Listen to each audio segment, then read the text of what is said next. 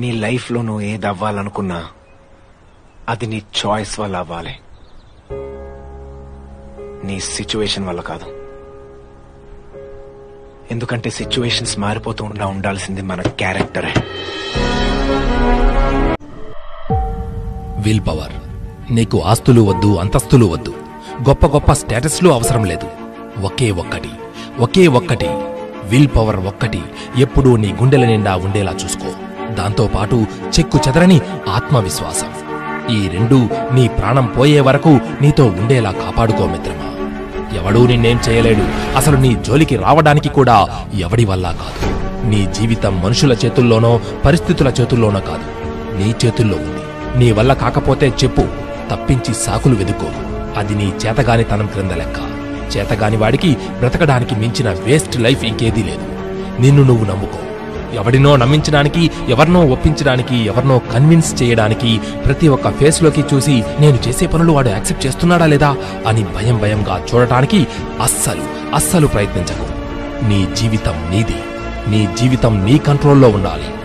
ఊరికే ఒట్టి కలలు కనకు. ఒళ్ళొంచి కష్టపడు. ఎవడో ఈజీగా రాత్రికి రాత్రి ఫేమస్ అయిపోయిన వాడిని, అడ్డదారులు తొక్కే వాడిని, కనీసం లైఫ్ సొసైటీ పట్ల గౌరవం లేని వాడిని ఆదర్శంగా తీసుకో. నువ్వు ఎవరిని ఆదర్శంగా భావిస్తావో తెలిస్తే నీ వ్యక్తిత్వం ఈజీగా చెప్పేయొచ్చు. కష్టాలు పడకుండా ఈజీగా బ్రతికేయాలని చూడకు. నువ్వు తినే తిండి కష్టపడటానికి తప్పించి సుఖపడటానికి కాదు. నిన్ను అందరూ గమనిస్తూ ఉంటారు, అయినా నిన్ను అస్సలు పట్టించుకోనట్లే ఉంటారు. ఎందుకంటే ఇక్కడ ఎవరి బ్రతుకు వాడు బ్రతుకుతున్నాడు. నీ కష్టం, నీ ఎమోషన్స్, థాట్స్ ఇంకొకడికి అనవసరం. వాడికి నీ పెయిన్ తెలియదు, అసలు అవసరం లేదు కూడా. అనవసరంగా మనుషుల మీద ఎక్స్పెక్టేషన్స్ పెట్టుకోకు. డిసప్పాయింట్ అవుతావు. నువ్వు కష్టాల్లో ఉంటే వచ్చి ఇంకో 4 రాళ్ళు నీ మీద వేసేసి కుంగదయ్యడానికైనా కొంతమంది ఉంటారేమో గాని నీ సంతోషాన్ని, నీ కష్టాన్ని, నీ లక్ష్యాలను అర్థం చేసుకునే ఉన్నత భావజాలం ఉన్న వాళ్ళు తక్కువ మంది ఉండవచ్చు. అయినా నేను చెబుతున్నా కదా, ఈ ప్రపంచంలో నీతో ఎవడు ఉన్నా లేకపోయినా నువ్వు బ్రతకాలి అంతే.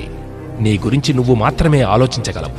కాబట్టి నిన్ను నువ్వు ఎంత గొప్పగా డిజైన్ చేసుకుంటావో చేసుకో. ఎవడి ముఖం వైపు దేబరించి చూడకు. వాడు అట్లీస్ట్ కేర్ కూడా చేయడు నిన్ను. ఎవడో నిన్ను అడ్డుకుంటున్నాడని, ఆపేస్తున్నాడని అస్సలు అనుకోకు. ఇంత వయసు వచ్చి, ఇంత చదువుకుని ఎవడి మీదనో కంప్లైంట్లు చేస్తూ కూర్చోవడం సిగ్గుచేడు.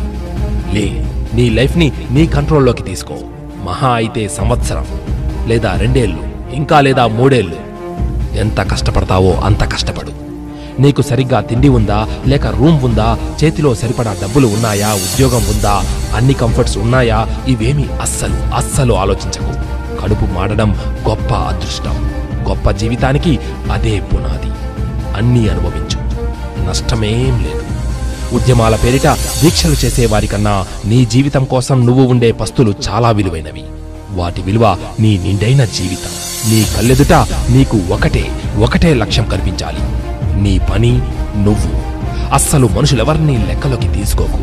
ఓ ఋషిలా కష్టపడు. చూద్దాం ఎవడేం చేస్తాడో, ఎవడు నీ ఎదుగుదలను అడ్డుకుంటాడో, ఏ పరిస్థితులు నిన్ను ఎదగనీయకుండా చేస్తాయో. ఈ క్షణం నుండైనా సాకులు చెప్పడం మానే మిత్రమా.